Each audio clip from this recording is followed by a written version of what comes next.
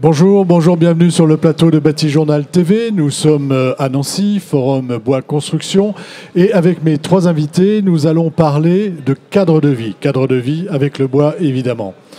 Pour en parler avec moi, Eva Cogent, bonjour. Bonjour. Vous êtes chargée de mission seconde transformation du bois à la FNB. Oui, c'est bien ça. La FNB, vous nous en dites quelques mots ? C'est l'organisation professionnelle des scieurs et exploitants forestiers qui font donc de la première transformation jusqu'à la seconde transformation. On y reviendra tout à l'heure. À côté de vous, Adèle Le Saffre, bonjour. Bonjour. Vous êtes, vous, responsable commercial Grand Est d'une société qui s'appelle Alki. C'est bien ça. Alors, on va en parler après, mais je vais demander une rapide présentation de Alki. Donc Alki, c'est un atelier de meubles depuis 81. Et donc, on fabrique au Pays Basque du mobilier. Mobilier sur lequel, en bois, évidemment. Évidemment. Et sur lequel vous êtes assise. Tout à fait. Voilà. À côté de vous, Marie-Cécile Pinson, bonjour. Bonjour. Vous êtes cofondatrice de My Wood on Life. Ma vie en bois, c'est ça ? Oui, c'est ça, c'est ma vie en bois. Ma vie en bois. Pourquoi en anglais ? Alors, peut-être plus simplement parce que le terme, il se disait... Approchez un peu votre micro du menton. Tout simplement parce que le mot, il se disait plus simplement, et puis il y a une dimension lifestyle, et qu'effectivement, en anglais, c'est plus facile à dire qu'en français. Bon, c'est le paradoxe, mais ça n'empêche pas que l'objectif, c'est justement de promouvoir autour de ce matériau bois tout ce qui peut véhiculer, tout un style de vie. Et justement... Voilà, c'est la promotion du bois. Vraiment, rapprochez votre micro du menton, s'il vous plaît. Et on va commencer avec vous. Je vais vous demander de me planter le décor, en fait. De me dire cadre de vie et cadre de vie avec le bois, qu'est-ce que ça veut dire pour vous ? Pour moi, le cadre de vie, bon, c'est des travaux que je mène depuis plusieurs années. C'est de se dire que le matériau bois, il a un avantage, c'est qu'il est le leader de tous les biosourcés. Donc aujourd'hui, on parle de transition écologique, on parle de décarboner l'industrie, on parle de décarboner la société, décarboner nos usages. Enfin bon. Et le matériau bois, il véhicule ce style de vie, mais aussi derrière le bien-être, la santé, l'écologie, etc. Et de se dire qu'aujourd'hui, les lieux de vie où on est, ils sont construits, il y a une dimension structurelle, donc tout ce qui est pérenne, et puis il y a toute la partie évolutive qu'on appelle cadre de vie. Et qu'est-ce qu'on met dans le cadre de vie ? C'est tout ce qui est du second œuvre jusqu'à l'objet. Et c'est aussi de se dire, on construit le patrimoine de demain. Donc l'architecture, le design, la construction, l'aménagement jusqu'à notre quotidien, la structure qui est le pérenne, l'évolutif qui est autour du cadre de vie. Le cadre de vie, c'est un ensemble qui va, qui va du second œuvre jusqu'au mobilier. Ouais. Et ça, c'est quelque chose qu'on n'a pas l'habitude d'entendre. On n'a pas l'habitude de l'entendre parce que je pense qu'on a des habitudes qui ont été faites dans le bâtiment. On raisonne en lots, on a des typologies de lots. Et il y a une partie du cadre de vie qui vont être dans des lots d'aménagement intérieur, par exemple tout ce qui est les sols, les murs, les plafonds, vont être plus du côté bâtiment. Et puis vous allez avoir l'équipement qui est plus du domaine des biens de consommation et qui va être autour du mobilier, voire l'agencement. L'agencement est le métier qui fait l'intermédiaire entre le bâti et les biens de conso, ces aspects immobiliers. Donc le raisonnement, c'est de se dire, peut-on avoir une vision systémique, d'avoir une vision globale, et qui pourrait aussi avoir un avantage, c'est que comme justement on parle de transition écologique, il faut réduire notre empreinte carbone, ça peut être un bon moyen d'avoir cette vision systémique, d'avoir des réponses industrielles, des solutions industrielles, et que ça peut permettre aussi de monter des métiers avec des architectes, des designers, voire des architectes d'intérieur, ou des gens en tout cas qui ont un sens du process industriel. Voilà, donc une vision très large en fait. Hein. Très large. Vous êtes d'accord toutes les deux sur cet aspect-là, sur ce qu'on vient d'entendre, ou est-ce que vous voulez ajouter peut-être quelque chose, une précision ? Juste rappeler que le matériau bois est le matériau avec un cercle, qui a un cercle vertueux, une analyse un cycle de vie vraiment décarboné et donc qui correspond aux enjeux sociétaux qu'on a actuellement et qui font même l'objet de beaucoup de conférences là ces jours-ci au forum Et le cadre de vie donc, fait partie du coup, des solutions pour répondre aux enjeux climatiques, aux contraintes qu'on a. Ouais. On a toutes les vertus en fait avec le bois. Oui. J'ai entendu là sur ce plateau déjà plusieurs fois aujourd'hui, et c'est pas la première fois que je fais des plateaux dans des environnements forums ou construction bois. On entend toujours dire qu'on est bien dans un environnement en bois, qu'on s'y sent bien et que c'est agréable à vivre. Vous voulez ajouter quelque chose sur ces questions ? Je peux dire qu'en tout cas le mobilier bois crée un espace chaleureux dans une architecture qui peut des fois être qu'elle soit bois ou d'une autre construction. Ça donne vraiment cet esprit chaleureux, ça rajoute du bien-être à la maison ou dans des espaces de bureau, des hôtels. Je pense que c'est important de valoriser la nature et de savoir la travailler. La travailler, mais pour la travailler, il faut savoir la tracer. C'est-à-dire qu'il ne faut pas faire n'importe quoi. Et je me tourne vers vous pour que vous nous disiez un petit peu ce que vous mettez en place pour justement offrir des bois de qualité, tracés, dont on sait qu'ils ont été issus de forêts gérées durablement. Donc expliquez-nous un petit peu ce que vous mettez en place et comment vous travaillez pour apporter de la matière à des agenceurs, à des personnes qui font l'immobilier.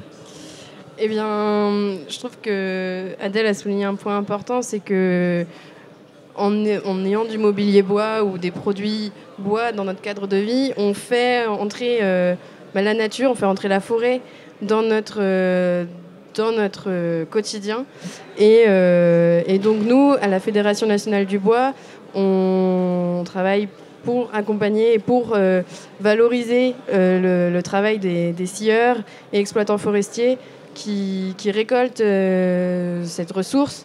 Donc avec une gestion durable, comme vous l'avez dit, et derrière, qui en font un produit, qui font de cet arbre, qui en font un produit, un composant, pour que justement l'usager ait cette touche de nature chez lui, et donc dans un esprit vraiment de respect et de valorisation de la matière. Il y a vraiment un travail derrière très très fin.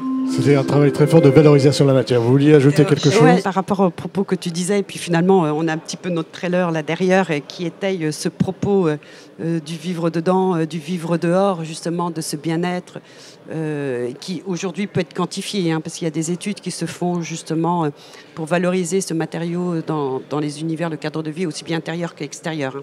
Parce que quand on parle de cadre de vie, on n'est pas exclusivement intérieur, on est aussi extérieur. Mais derrière le propos, quand tu dis toute la valorisation que peuvent faire les travaux de la FNB, ce qui est très intéressant, c'est qu'aujourd'hui, il y a tout un travail qui se fait et que j'ai la chance d'accompagner la FNB autour de cette distinction. La filière, elle est très forte sur la structure, sur la charpente, sur les immeubles grande hauteur. Là, il suffit d'aller au forum. Là, aujourd'hui, on a tout ce qu'il faut.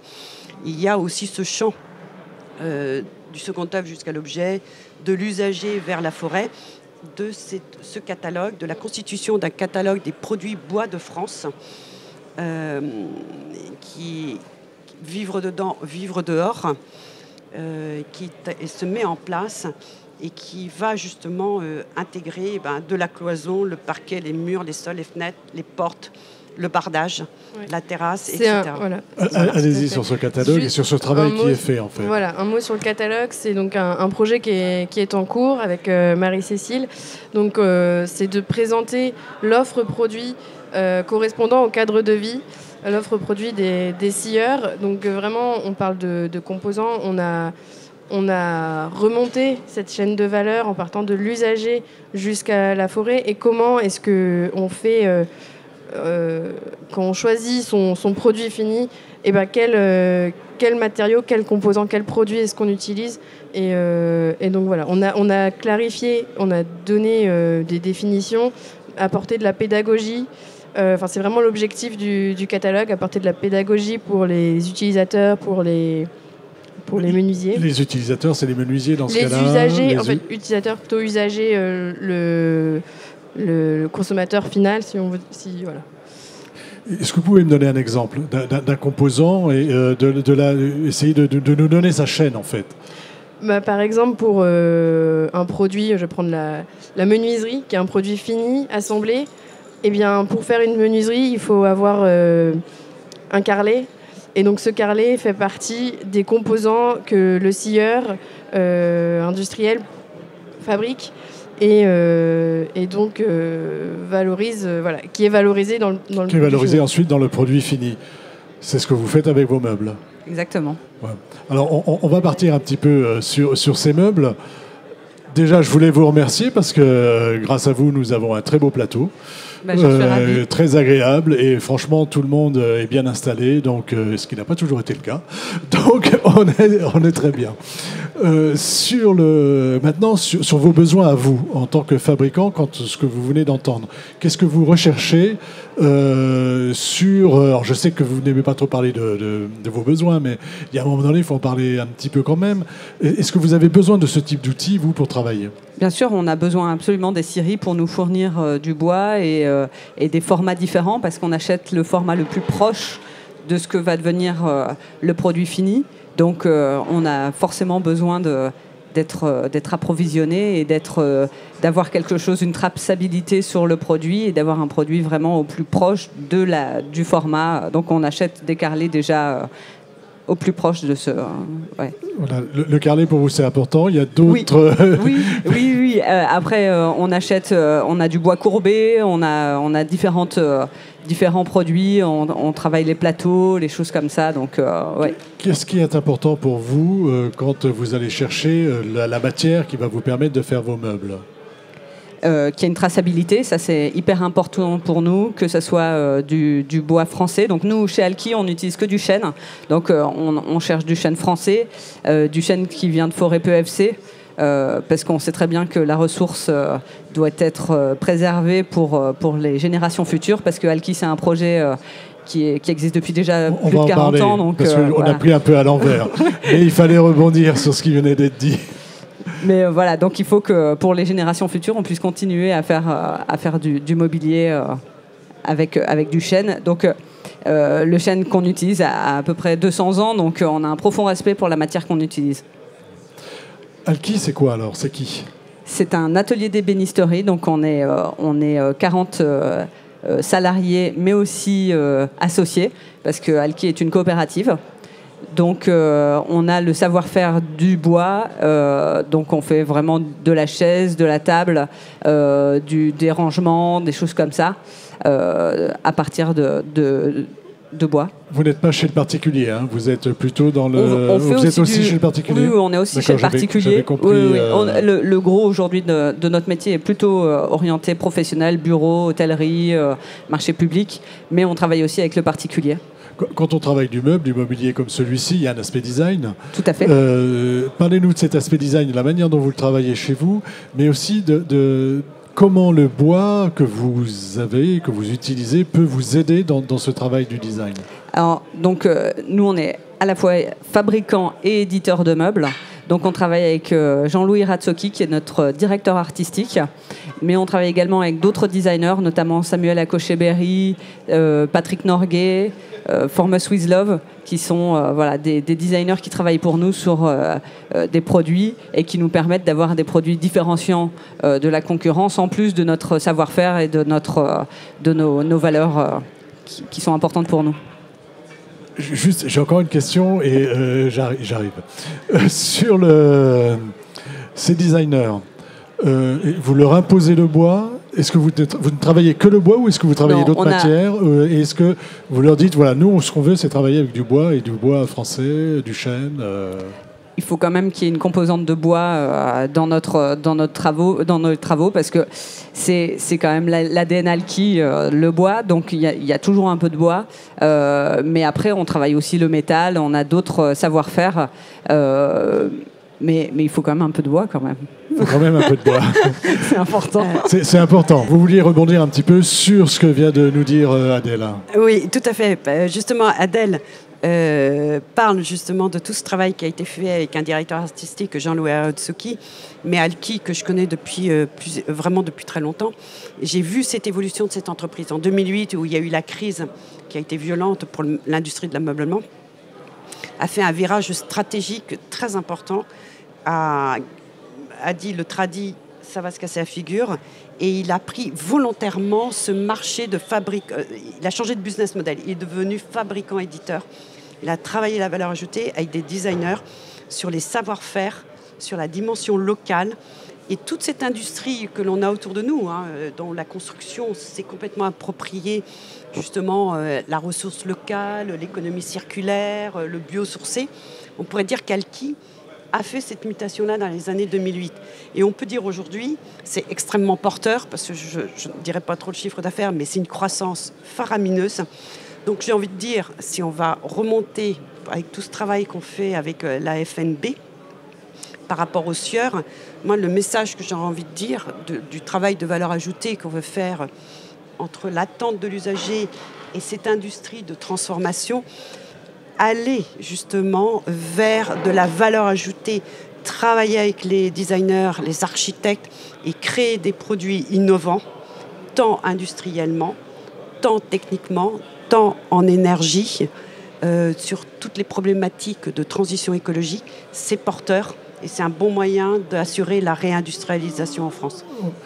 Vous fabriquez en France? Bien sûr. Oui. Vous fabriquez où? Au Pays Basque. Au Pays Basque. À Etsassou.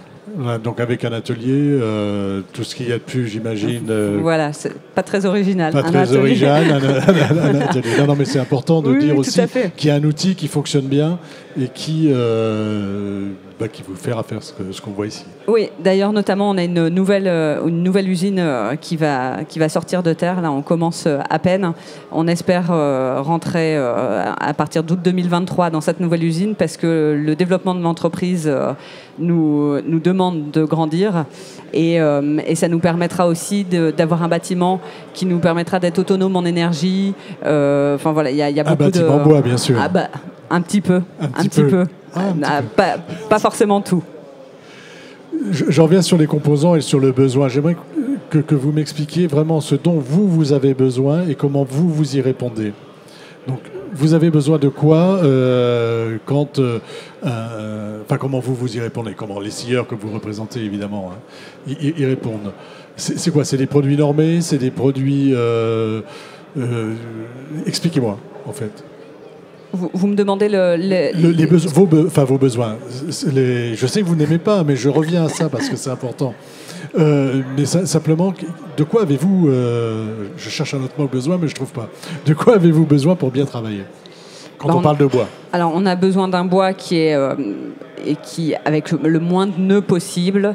Un bois qui est... en tout cas, qui peut être utilisé sur l'ensemble de ce qu'on achète pour avoir le moins de pertes possible, parce qu'on achète vraiment la meilleure qualité de chaîne qu'on puisse trouver. Donc, on a besoin de quelque chose de relativement linéaire dans la qualité et dans le veinage, dans toutes ces choses-là. Ça, c'est vraiment important pour nous de pouvoir avoir un produit qui va d'une teinte d'un produit à un autre. On est relativement dans les mêmes finitions. Et les scieurs, donc, comment ils font pour répondre à cette demande? Et avec votre aide et éventuellement l'aide du catalogue?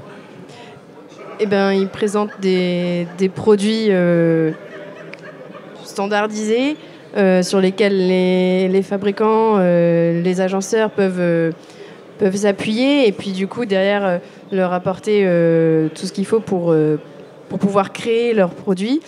Pour ça, je pense qu'il y a une vraie relation de confiance qui se crée entre les deux acteurs, que Alki a besoin, ou un fabricant a besoin d'avoir une certaine qualité, un certain produit avec une certaine attente.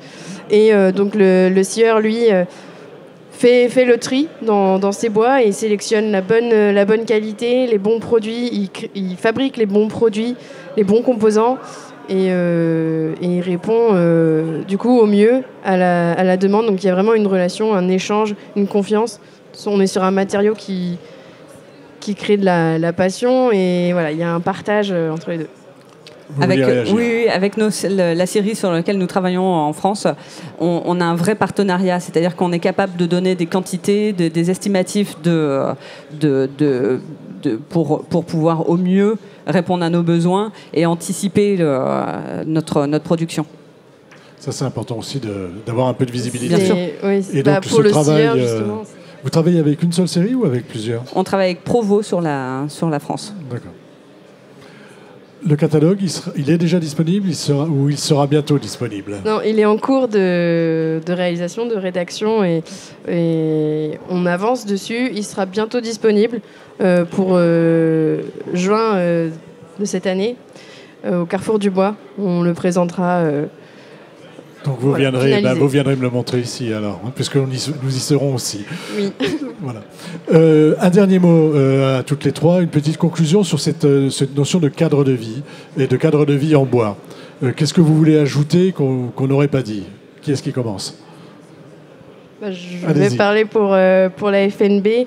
C'est vraiment dans ce marché du cadre de vie et dans toute la chaîne de la filière bois, le scieur est vraiment un maillon indispensable pour passer, pour avoir des produits bois et pour passer de l'arbre jusqu'à l'usager. Mais voilà, c'est quelque chose dont on ne se rend pas compte. C'est un peu comme la boîte de lait qu'on achète au supermarché.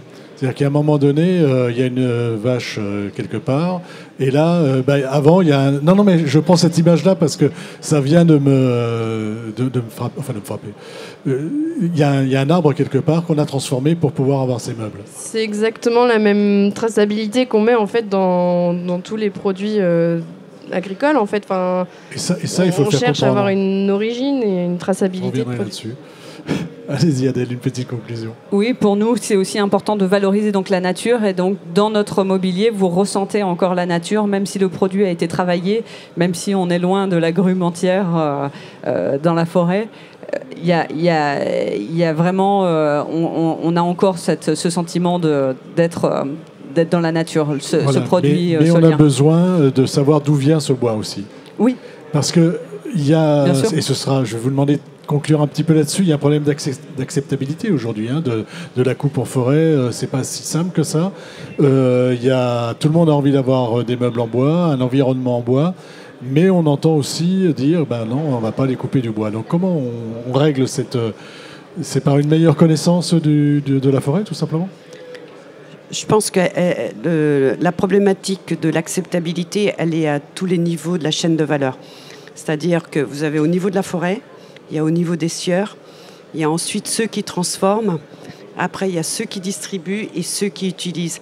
Donc je pense que derrière ce travail que l'on mène avec ce catalogue, c'est d'écrire cette histoire, cette traçabilité, ces maillons. Donc on fait vraiment un travail, je dirais, d'archéologue, hein, parce que finalement on fait varier les chaînes de valeur qu'on écrit et les liens et les connexions qui doivent se faire. Et je pense qu'à un moment donné, il faut décloisonner.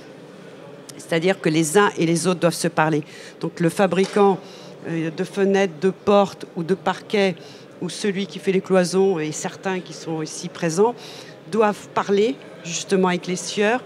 Et les scieurs doivent raconter l'histoire de la forêt, comme on peut le faire avec Bois de France. Et on ramène les usagers et qu'on explique ce cycle. Je pense qu'il y a une notion de cycle de la vie. On parle du cycle de vie, la CV, mais le cycle de la vie avec un grand V, il faut la raconter à nouveau et avec beaucoup d'optimisme. J'ai une dernière question. Ce sera pour vous, je ne sais pas. On n'a pas parlé du projet de la Maison du Comté, où il y a votre mobilier et où on a cet aspect cadre de vie. Si vous en parlez, c'est vraiment très court. Alors, je vais aller hyper vite. Et c'est vrai que c'est le début de cette histoire, hein, de ce plateau. Le musée de Comté, il raconte vraiment cette histoire architecture et cadre de vie avec une très très belle charpente. Donc là, on rentre dans la structure et dans la construction et on va jusqu'au sol, les cloisons, le mobilier. On a toute l'histoire et toute la traçabilité de la forêt jusqu'à l'usager. C'est un très bel exemple. Et sous toutes ses formes. C'est à Poligny et c'est un musée. Et c'est un musée pour déguster du comté. Donc tout le monde peut y aller, il faut y aller. Non, mais c'est très bien aussi. Je discute régulièrement avec des architectes qui me disent des fois il y a un décalage entre ce qu'on a créé comme bâtiment et ce qu'on met comme meuble à l'intérieur. Et là, sur le musée du Comté, l'histoire est entière, quoi. C'est vraiment un lieu qui a été travaillé dans son entièreté. Ce n'est pas qu'une charpente bois. Tout à fait.